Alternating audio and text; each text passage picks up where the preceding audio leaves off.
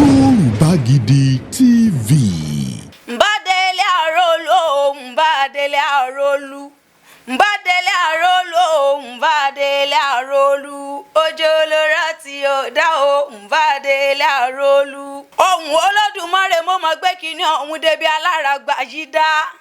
Ọmọ ewu ní wìrí ni mí, ọmọ adálẹ́gbìn wùrà, ọmọ adálẹ́gbìn sùn gángan, ọmọ àkànkúnlé, ọmọ àkànkún òde, èmi lọ́mọ àkànkún ọ̀nà èjìgbò, èmi lọ́mọ àsàkùnmáwò máròyìn, ọmọ àkànkúnmáwò máròyìn nílùú àwọn bàbá tèmi ni. Ó yẹ jẹ́ mọ̀rìn só nínú ilé àwọn bàbá mi, ẹ̀sà ògbín ni mí àárọ̀ ògbójò, ọmọ àsúnké ni wá bí ẹni súnmọ́ ike mi ọjọ́ tó sà, ẹ mọ́ ṣe fi mí wò sà nílé àwọn bàbá mi ni. Ọmọ Ìbàdàn tí bá ń bẹ nílé o, àní ẹ bọ́ bí o, ẹ bọ́ bí o, ẹ bọ́ bí ẹ wá gbóhùn ẹnu mi, àrólú owó nìyí. Àrólú owó ọmọ arégún símọdélé ọkọ tó níta náà tí kálukú jọyà rẹ̀ ẹ lójú. Ọlọ́gun òjàjàjà kókó wọn nílùú Ìbàdàn rí olórí ọlọ́rọ̀ bàbá tiyín jẹ́.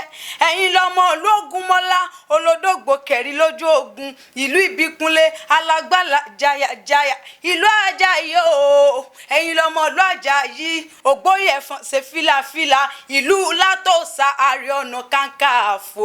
Ìbàdàn o, Ìbàdàn nílé Olúyọlé o, ọmọ àjẹgbín yóò fi ìkarahun fọ́rí mu. Ìbàdàn kúrè o, Ìbàdàn bèrè kí o tó wọ nílé àwọn bàbá tí ní ẹlẹ́ẹ̀lẹ́ lomi tẹ́rù tọmọláyé pohùn àṣejì rẹ lomi àbùmùbùwẹ̀ nílé Olúyọlé, nílé Olúyọlé. Ìbàdàn bèrè kí o tó wọ o, bí Ìbàdàn ti ń gbonílé bẹ́ẹ̀ ni ń gba àlejò. Ìbàdàn o, wọ́n tún àmọ́ kì yín, wọ́n ní olè tí ń jàre oníhun òṣègbè ebẹ̀ òun nílé àwọn bàbá tí yín gangan. Ọmọ Ìbàdàn tí ń bẹ nílé kí ni sóò rẹ̀, wọ́n ní sọ́ọ̀sọ́ ni àníkílẹ̀ fi jókòó, wọ́n ní kú sísẹ́ àní Ìbàdàn mẹ́sì ọ̀gọ̀.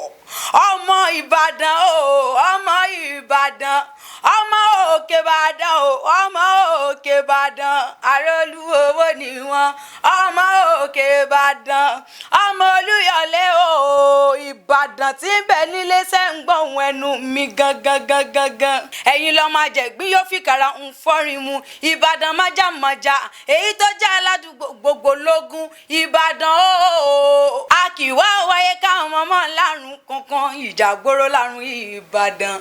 Ó yá òun Olódùmarè tún ti ń lọ, ó tún dìgbà mìíràn, ó dọjọ́ mi ọjọ́ re. Èyí tẹ́ ẹ bá fi àtúnṣe ẹ bá wà fi sábẹ́ kọ́mẹ́ǹtì wa ká mọ̀ bá yín délé àwọn bàbá tiyín gangan. Sọ́mọ Ògbómọ̀ṣọ́ ọmọ Ajílété nìyí ni, Ìgbòho mọ̀rẹ́ nìyẹn ni, alágbàdo òde àtàpẹ́tẹ́ ẹnu omi gègèlè lódò sànyà òde mi níbẹ̀ bẹ̀rẹ̀ di. Ó bá jà mọ́lé bàbá tó bí ọlọ́mọ kálẹ̀ kí ọ́ délé àwọn bàbá tiẹ̀ gangan. Ohun Olódùmarè lè mi ń jẹ́, ojú tẹ́ fi ń wò wá ò ní fọ́, etí tẹ́ fi ń gbọ́ wá ò ní di lágbára Ọlọ́run ọba.